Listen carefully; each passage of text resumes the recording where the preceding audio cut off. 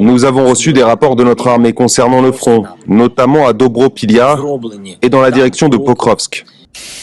La Russie est en train d'arriver, pas à cette table de négociation, mais à ce sommet avec les États-Unis en disant aux États-Unis que voilà, l'Ukraine ne peut que concéder plus.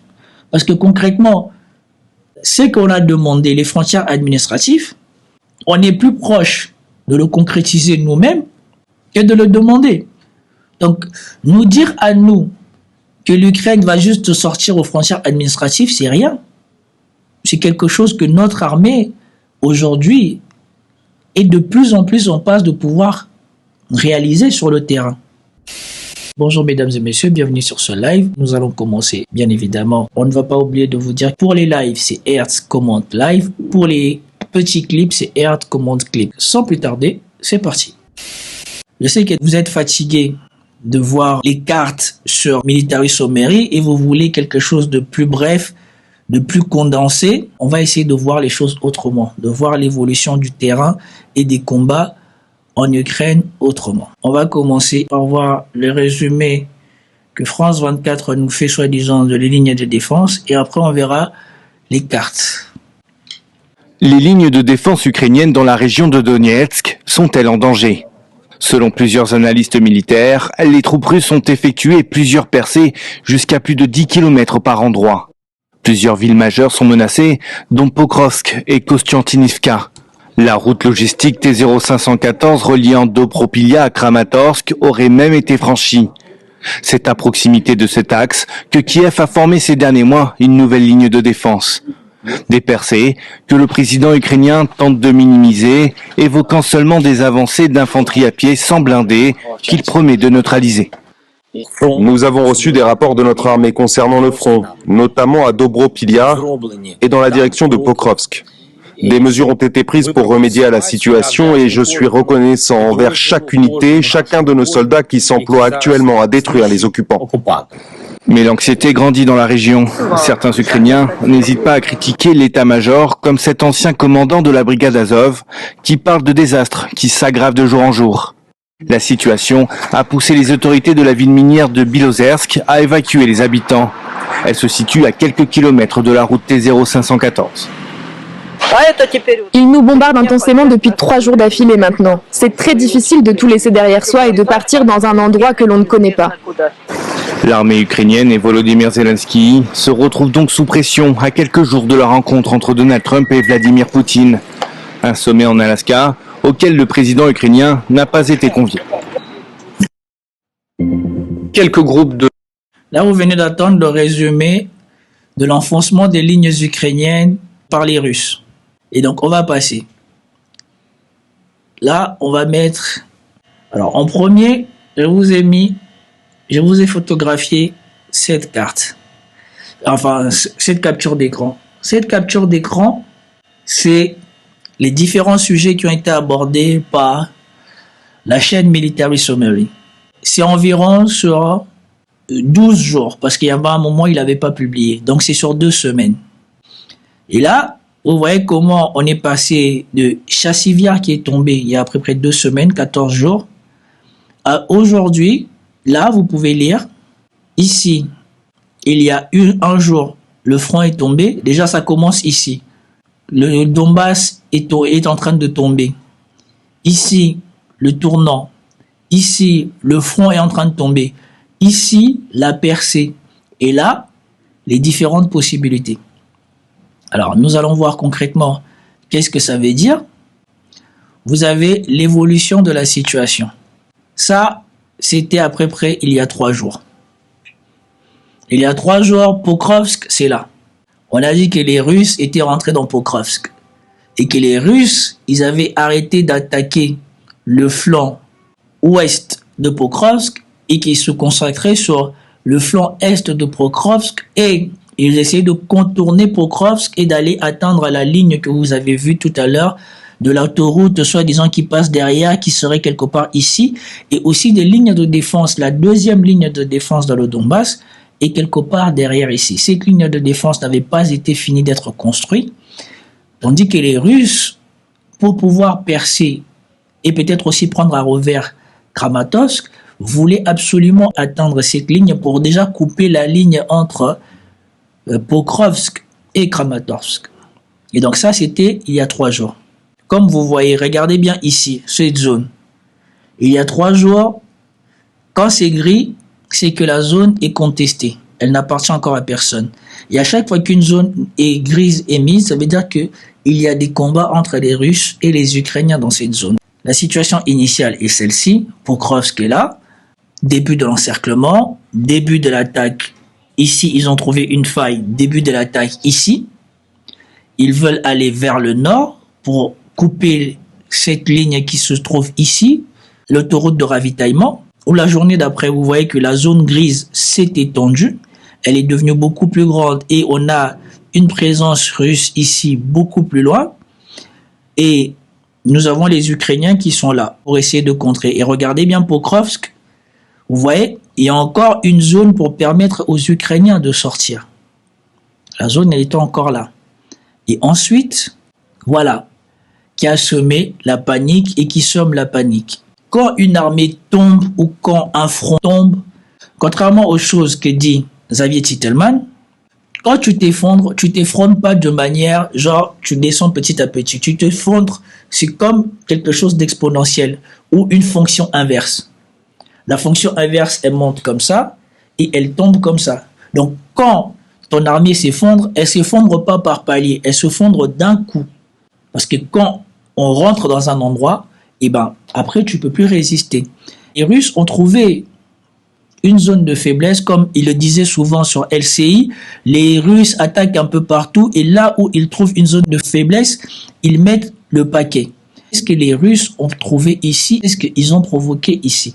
Les gens de Azovstal dont ils parlent, qu'on essaye d'envoyer pour contrer les Russes, les gens d'Azovstal sont ici. Et si vous allez voir Military Summary, les gens d'Azovstal qui sont ici, pour ressortir, c'est compliqué parce que c'est une zone qui est contrôlée par les Russes avec des FPV. Et donc, tous ceux qui doivent venir ici est attaqué, neutralisé par des FPV. Et tous ceux qui tentent de sortir d'ici est neutralisé par les FPV. Donc, les unités d'Azovstal qui vont venir ici vont arriver en ayant déjà subi beaucoup de pertes. Avant même de commenter ça ici, ils essayent de renvoyer ces unités-là dans cette zone ici, parce qu'il y a quelque chose qu'on a remarqué. On sait déjà qu'il y a un très grand nombre de désertions dans l'armée ukrainienne. Mais au-delà d'un très grand nombre de désertions, les gens, on sait qu'on les attrape et on les envoie au front sans qu'ils aient été volontaires. Il y a un phénomène qui se développe et que l'on voit ici, en tout cas qui a été rapporté, et c'est Military Summary qui le rapporte. Il dit que les Ukrainiens, quand ils voient des unités russes arriver, et c'est pour cela qu'il y a une accélération de la pénétration des unités russes dans les zones occupées par les Ukrainiens, les Ukrainiens qui ne veulent pas se battre, quand ils voient des unités russes qui approchent, ils préfèrent partir, laisser le territoire aux Russes. Ils ne veulent pas se battre, ils ne veulent pas risquer leur vie. Et on sait que l'unité Azovstal, c'est pas connu spécialement pour se battre, mais par contre, elle est connue pour empêcher qui que ce soit de quitter le champ de bataille. On essaye de prendre cette unité Azovstal et de l'envoyer derrière les unités qui sont là, dans les premières lignes avec les Russes, pour empêcher que l'effondrement qu'on est en train d'assister ne soit encore plus grand. Parce qu'à chaque fois que les Russes avancent, les Ukrainiens ou les soldats ukrainiens qui ne veulent pas être pris, soit ils se rendent, soit ils reculent. Ils ne veulent même pas se battre.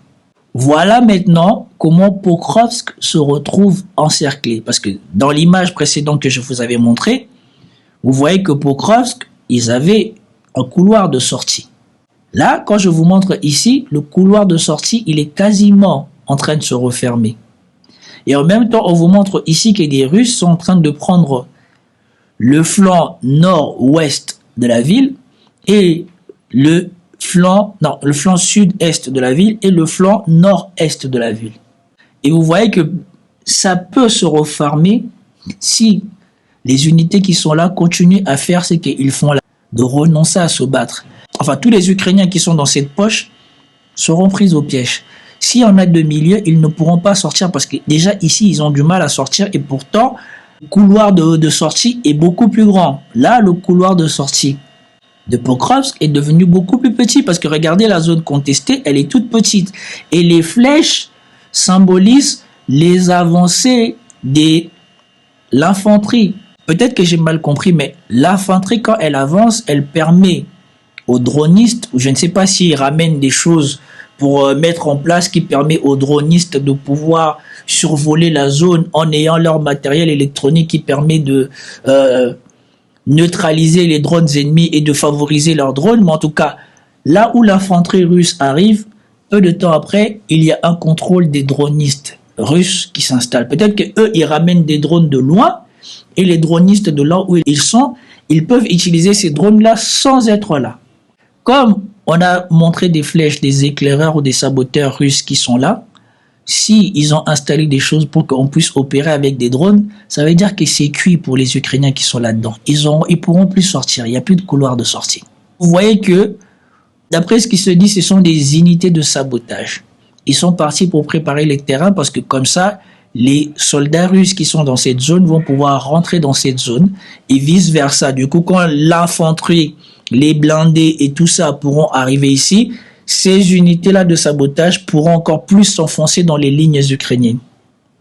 Et ici, là, ils sont déjà en train d'atteindre la zone, soi-disant, j'arrive pas à voir l'autoroute, soi-disant, là, qu'ils ont coupée, mais apparemment, cette autoroute-là s'est située ici, là, vers ici. Et que les Russes, ils l'ont déjà traversée. Et la deuxième ligne ukrainienne aussi se trouvait ici. Les Russes, ils les ont atteints. Et il est dit que si les Russes perdent cette ligne-là, Kramatorsk pourra être pris à revers. Parce qu'au-delà de cette ligne qui est quelque part ici, là, il n'y a rien. Il n'y a plus de zone de défense ukrainienne. Je voulais vous permettre d'avoir un truc plutôt synthétique de l'effondrement et du front en Ukraine, mais comme tout le front de l'Ukraine est quelque chose de très grand, j'ai préféré me concentrer en tout cas sur ce que j'ai compris de l'effondrement de la ville de Pokrovsk ou de la prise de la ville de Pokrovsk, parce que quand les Russes vont achever de s'installer dans cette zone et que du coup en s'installant dans cette zone pour traverser derrière les lignes, ça deviendra beaucoup plus facile, et ben ça sera l'effondrement non seulement de Pokrovsk, non seulement de Konstantinivka qui est là, mais aussi une voie directe par cette autoroute-là vers Kramatorsk. Et contrairement aux élucubrations que dit Titelman, il n'y aura pas de défense de 1 an de Kramatorsk. Ça ne sera pas possible. Parce que toutes les unités qui sont piégées ici, toutes les unités qui seront piégées là, et toutes les unités qui sont piégées ailleurs, ne pourront pas aller défendre Kramatorsk. Mais par contre, toutes les unités russes qui sont là et qui continueront d'avancer, iront tous pour la prise de Kramatorsk et la prise des autres endroits en Ukraine. Et donc oui, peut-être que ça va prendre un peu de temps pour prendre Kramatorsk, mais les Russes ont déjà compris la technique. Les Ukrainiens sont très forts là où leurs défenses ont été préparées, mais les Ukrainiens n'arrivent pas à résister aux attaques des saboteurs, des éclaireurs russes. Et les éclaireurs russes vont s'installer dans des zones qui sont loin des lignes pour permettre que les dronistes ou je ne sais pas où l'artillerie russe puissent pouvoir bombarder les lignes de défense ukrainiennes. Je ne sais pas, on ne va pas s'avancer, mais la situation est catastrophique pour l'Ukraine. La Russie est en train d'arriver, pas à cette table de négociation, mais à ce sommet avec les États-Unis en disant aux États-Unis que voilà, l'Ukraine ne peut que concéder plus. Parce que concrètement, ce qu'on a demandé, les frontières administratives, on est plus proche de le concrétiser nous-mêmes que de le demander. Donc, nous dire à nous que l'Ukraine va juste sortir aux frontières administratives, c'est rien. C'est quelque chose que notre armée, aujourd'hui, est de plus en plus en passe de pouvoir réaliser sur le terrain. Voilà pourquoi il va y avoir une désillusion et voilà pourquoi de plus en plus en Europe, eux-mêmes commencent à accepter le fait que l'Ukraine va faire des concessions. Et moi, je suis curieux de savoir, les concessions, c'est quoi? C'est accepter que ce que les Russes ont déjà pris, c'est perdu, ou de dire que voilà, on accepte de sortir des frontières administratives et on vous donne aussi Odessa, comme ça, vous enlevez la zone tampon que vous essayez de mettre au nord de l'Ukraine. Mais concrètement, les Russes ont percé. Après, Military Summary a précisé quelque chose en disant que l'enfoncement des lignes ukrainiennes ici pose quand même un risque par rapport aux Russes, parce que ici, là, il y a des unités ukrainiennes qui sont là et qui peuvent prendre à revers les Russes qui sont en train de partir vers le nord de l'Ukraine. Et donc, avant de partir vers l'Ukraine, les unités russes qui vont arriver devront d'abord s'occuper des Ukrainiens qui sont là et des Ukrainiens qui sont là. Donc, je pense qu'il y aura une pause. Ils vont pas directement s'avancer là-bas. Ils vont couper la ligne de ravitaillement entre Pokrovsk et Kramatorsk. Mais après, je pense qu'ils vont prendre le temps de aussi asphyxier ceux qui sont ici à Konstantinovka pour qu'ils ne puissent pas être pris à revers. Mais en tout cas, ça fait 2 énormes chaudrons réalisés par les Russes qui va coûter des vies ou des prisonniers à l'Ukraine. Donc, je voulais qu'on fasse quelque chose de différent. J'espère que vous avez apprécié. Dites-moi qu'est-ce que vous en avez pensé. Est-ce que vous préférez que je vous fasse des résumés de ce que j'ai compris comme ça, ou que on assiste, ou alors qu'on voit le résumé avec Military Summary comme d'habitude. Peace out.